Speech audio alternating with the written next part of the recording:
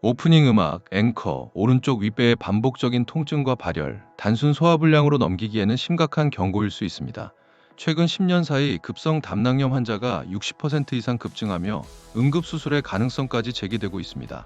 몸속에 돌이 생긴다는 담석, 이제는 남의 이야기가 아닙니다. 오늘 뉴시스에서는 비교적 흔한 질환으로 자리 잡은 담석과 그로 인한 급성 담낭염의 위험성에 대해 심층적으로 짚어보겠습니다.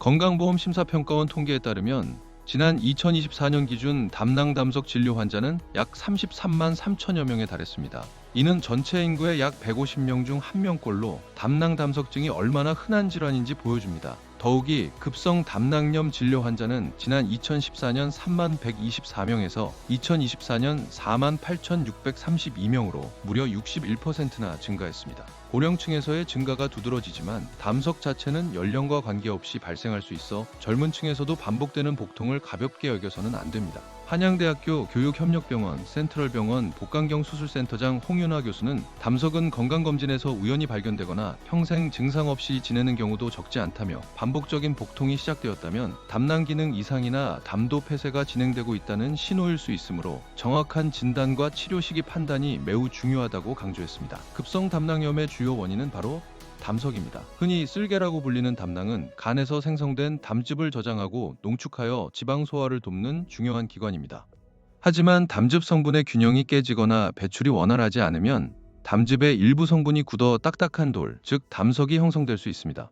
최근 고지방, 고열량 식습관과 함께 비만, 당뇨병, 이상지질혈증 등 대사질환이 증가하면서 담석 환자 역시 꾸준히 늘고 있는 추세입니다. 이러한 환경은 담즙 내 콜레스테롤 농도를 높이거나 담낭 운동 기능을 저하시켜 담석이 생기기 쉬운 조건을 만듭니다. 반대로 무리한 다이어트나 급격한 체중 감량 역시 담낭 수축 기능을 떨어뜨려 담즙 정체를 유발하고 담석 발생 위험을 높일 수 있습니다. 대부분의 담석은 특별한 증상을 일으키지 않습니다. 하지만 식사 후 담낭이 수축하여 담즙을 배출하는 과정에서 담석이 담낭관을 일시적으로 막게 되면 명치나 오른쪽 윗배에 통증이 발생할 수 있습니다. 이를 의학적으로는 담도산통이라고 부릅니다. 이러한 폐쇄가 반복되면 염증이 발생하고 이는 급성 담낭염으로 이어질 수 있으며 상태에 따라서는 응급수술이 필요할 정도로 악화될 수 있습니다. 급성 담낭염의 대표적인 증상은 오른쪽 윗배의 통증이며 발열, 오한, 메스꺼움, 구토 등이 동반될 수 있습니다.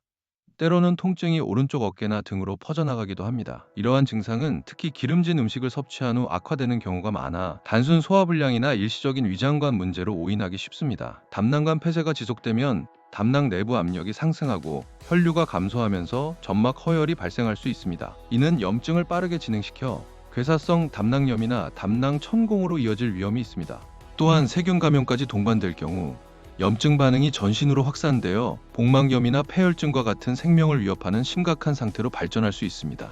따라서 비만, 당뇨병, 이상지질 혈증과 같은 대사질환을 앓고 있거나 고지방 식습관, 급격한 체중 감량 등 담석 위험 요인을 가지고 있다면 자신의 담석 여부를 확인하고 적극적으로 관리하는 것이 중요합니다. 홍윤아 교수는 반복되는 오른쪽 윗배 통증이나 발열, 구토가 동반된다면 CT나 초음파 등 영상 검사를 통해 담낭 상태를 반드시 평가해야 한다며 급성 담낭염으로 진단될 경우 치료가 지연되면 합병증 위험이 증가하므로 수술 여부를 포함한 치료 계획을 신속하게 결정하는 것이 중요하다고 조언했습니다. 물론 담석이 발견되었다고 해서 모두 수술이 필요한 것은 아닙니다. 증상이 없다면 정기적인 경과 관찰로 충분한 경우가 많습니다. 하지만 담도산통이 반복되거나 급성 담낭염, 담관염, 담석성 췌장염과 같은 합병증이 발생한 경우에는 수술적 치료를 적극적으로 고려해야 합니다. 또한 담석의 크기가 3cm 이상이거나 여러 개의 담석이 발견되거나 담낭 기능 저하가 의심되는 경우 혹은 담낭 용종이 동반된 경우에는 담낭암의 위험성을 높일 수 있어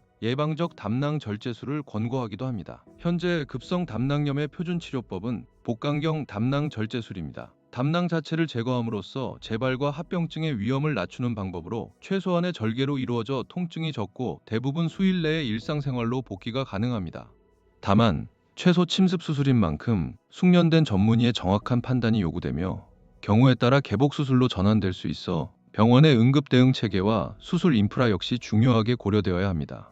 담낭을 제거하더라도 간에서 담즙은 계속 생성되므로 대부분 식사나 배변 활동에 큰 제한은 없습니다. 다만 수술 초기에는 기름진 음식을 피하고 소화가 쉬운 식단을 유지하는 것이 권장되며 합병증 여부 확인과 대사질환 관리를 위해 정기적인 추적 관찰은 필수적입니다. 홍윤아 교수는 마지막으로 담석은 무증상으로 지내는 경우가 많지만 일단 증상이 발생했다면 이미 합병증이 동반된 상태일 가능성이 높다며 치료가 늦어질수록 합병증의 위험은 더욱 커지는 만큼 신속한 진단과 치료 결정이 무엇보다 중요하다고 다시 한번 강조했습니다. 클로징 음악, 앵커, 오른쪽 윗배의 통증, 반복되는 발열, 여러분의 건강 상태를 점검하는 중요한 신호일 수 있습니다. 건강한 삶을 위한 현명한 선택, 뉴시스가 함께하겠습니다. 지금까지 오오오였습니다.